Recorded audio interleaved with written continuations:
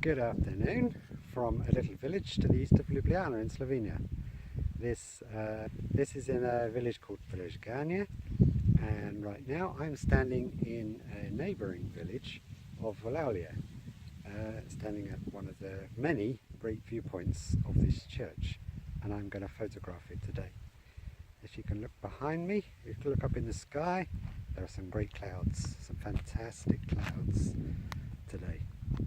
If we look up there, look at those clouds. Amazing. Exactly how I like it. Now the only thing I'm waiting for really is a break in those clouds for the light to fall onto the church and the hill itself. And then we're away. Waiting for the light.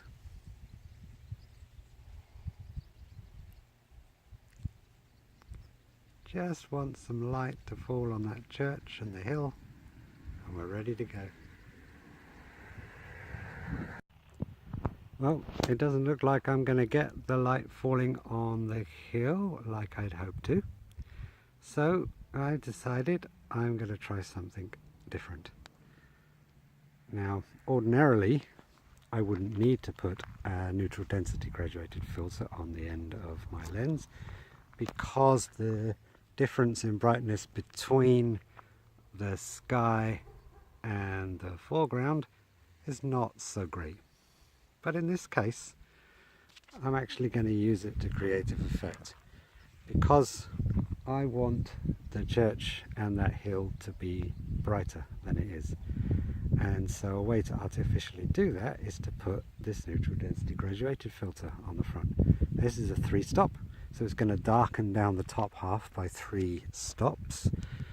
If we turn this on here, okay, you can see, so what I've done using the grad is I've held back the brightness of the sky, and now I can adjust my exposure to brighten the foreground, but it won't overexpose the sky.